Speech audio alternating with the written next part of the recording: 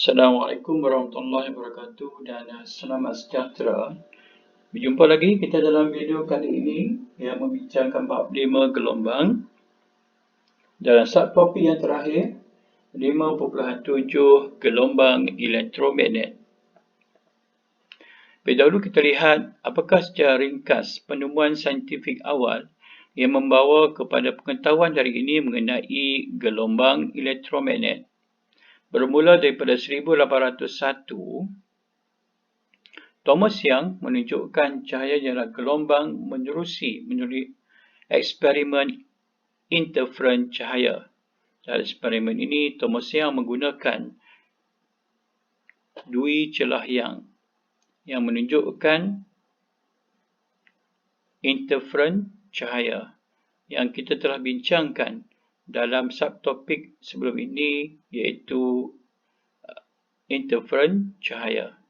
Dan tahun 1862, James Maxwell mengemukakan teori bahawa cahaya ialah gelombang elektromagnet.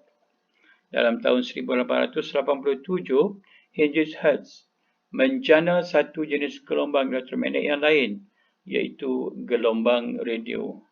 Dan seterusnya, pada awal abad ke-20, gelombang elektromagnet ini adalah terdiri daripada sinar gamma, sinar X, sinaran ultraungu, cahaya nampak, sinaran inframerah, gelombang mikro dan gelombang radio.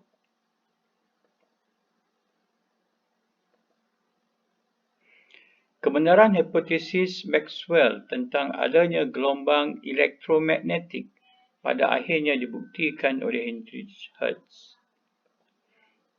Henry menemukan cara menghasilkan gelombang radio dan menentukan kelajuannya.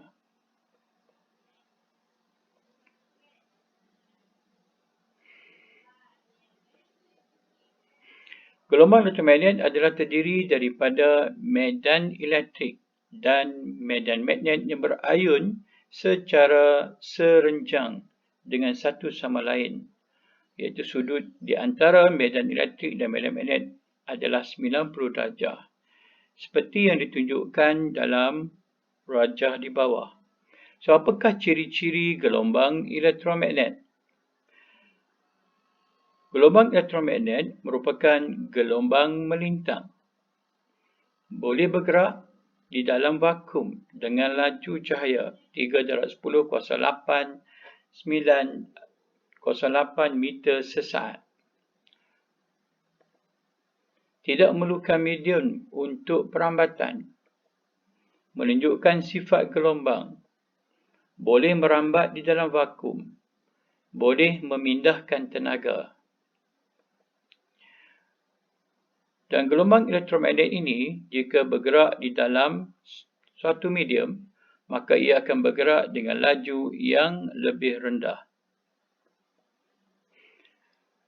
Gelombang elektromagnet ini juga menunjukkan sifat gelombang kerana boleh menunjukkan fenomena gelombang seperti pantulan, pembelauan, pembiasan dan interferon. Spektrum gelombang elektromagnet. Dalam spektrum elektromagnet terdapat tujuh jenis gelombang elektromagnet, yang mana ianya disusun dan membentuk satu spektrum selanjar yang dikenali sebagai spektrum elektromagnet. Dan jika kamu perhatikan dalam rajah 5.7, spektrum elektromagnet ini disusun mengikut panjang gelombang yang semakin besar disusun daripada sinar gamma sehinggalah ke gelombang radio. Ia juga boleh disusun mengikut frekuensinya.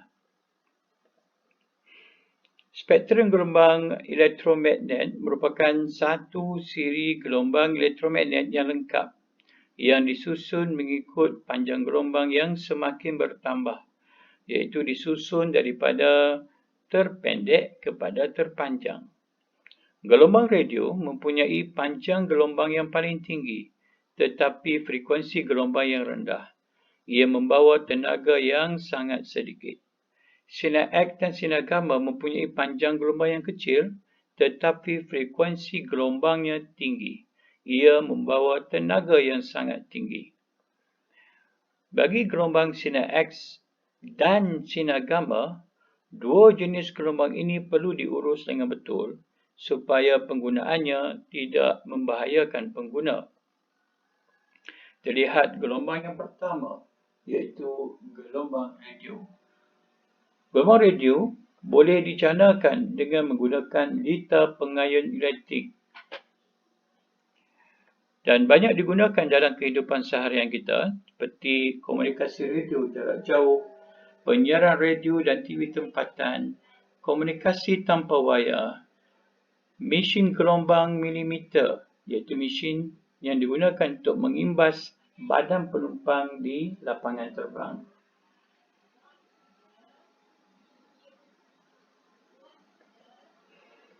Seterusnya gelombang yang kedua iaitu gelombang mikro. Dihasilkan daripada pemancar radar. Ketuhar gelombang mikro. Dalam kehidupan seharian digunakan untuk komunikasi antarabangsa melalui penggunaan satelit, rangkaian telefon bimbit, komunikasi antara alat elektronik, pengesanan radar pesawat dan pemerangkap laju, memasak menggunakan gelombang mikro, dan kamu boleh perhatikan dalam simulasi yang ditunjukkan di bawah. Seterusnya, gelombang yang ketiga iaitu sinaran inframerah. Sumbernya adalah objek panas seperti api, tubuh manusia dan juga matahari. Dalam kehidupan seharian boleh digunakan untuk memasak, untuk melihat dalam gelap. Itu seperti penggunaan kamera inframerah dan teropong inframerah. Boleh digunakan untuk mengeringkan cat pada kereta. Digunakan juga untuk rawatan sakit otak dan digunakan dalam alat kawalan jauh untuk televisyen dan pemain DVD.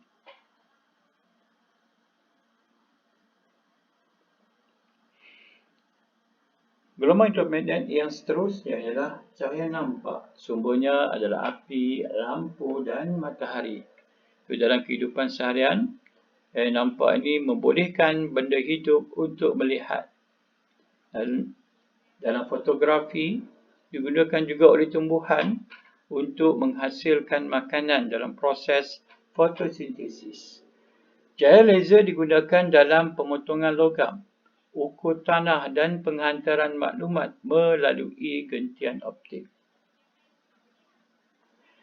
Cahaya nampak ini terdiri daripada 7 jenis warna yang mempunyai panjang gelombang yang berbeza.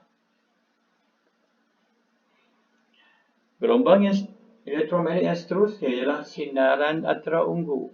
Sumbernya boleh didapati daripada matahari, tiupnya cas wap merkuri dan juga daripada jasad yang panas. Penggunaannya dalam kehidupan seharian seperti mengeraskan bahan tampalan gigi, menentukan kesahihan wang kertas, rawatan penyakit kuning pada bayi, penyulinan air minuman, penseriran alat perubatan dan makanan, dan juga digunakan juga dalam penghasilan alat perangkap serangga. Gelombang yang ke-6 ialah gelombang sinar X. Sumbernya dihasilkan daripada tiub sinar X. Seperti yang ditunjukkan. Elektron berkelajuan tinggi dikenakan pada satu permukaan logam yang mempunyai takat lebur yang sangat tinggi. Kemudian satu sinar yang tidak dikenali dihasilkan, yang dikenali sebagai sinar X. Dalam kehidupan seharian, sinar X digunakan untuk menghasilkan imej bagi membantu doktor mengesan retakan tulang ataupun mengesan retakan pada bahagian-bahagian lain di dalam badan. Juga digunakan untuk memeriksa organ dalaman.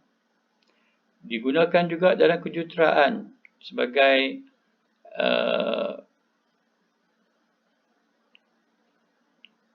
bahan sinar. X ini digunakan dalam kejuruteraan untuk memeriksa sambungan kimpalan. Digunakan juga di lapangan terbang sebagai pengimbas bagasi dan digunakan juga untuk menentukan keaslian lukisan.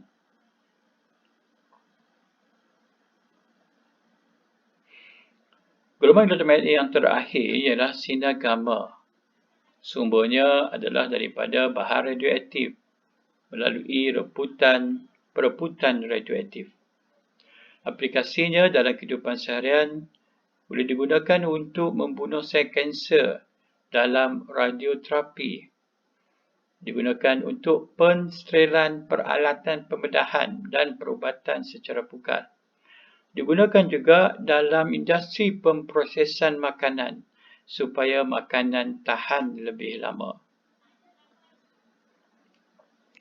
Walaupun banyak gelombang elektromagnetik ini digunakan dalam kehidupan seharian, jika gelombang elektromagnetik ini didedahkan secara berlebihan kepada badan manusia, ia berkemungkinan boleh menyebabkan kesan buruk.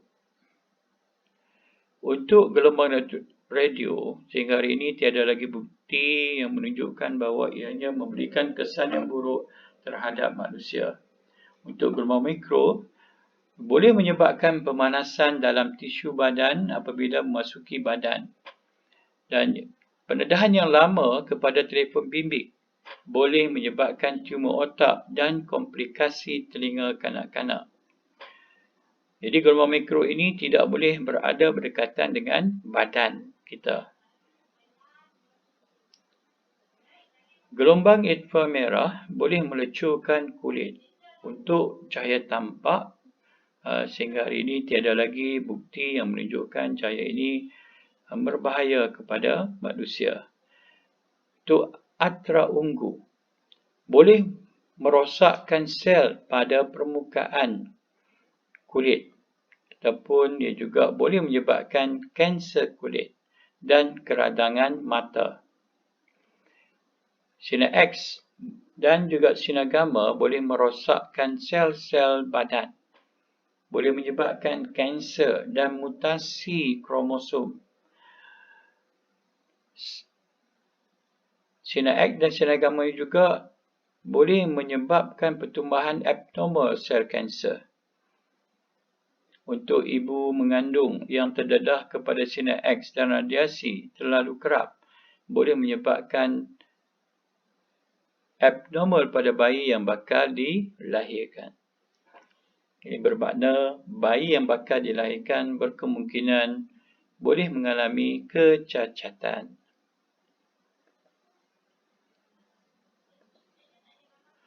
Jumpa lagi dalam bab yang seterusnya. Assalamualaikum warahmatullahi wabarakatuh.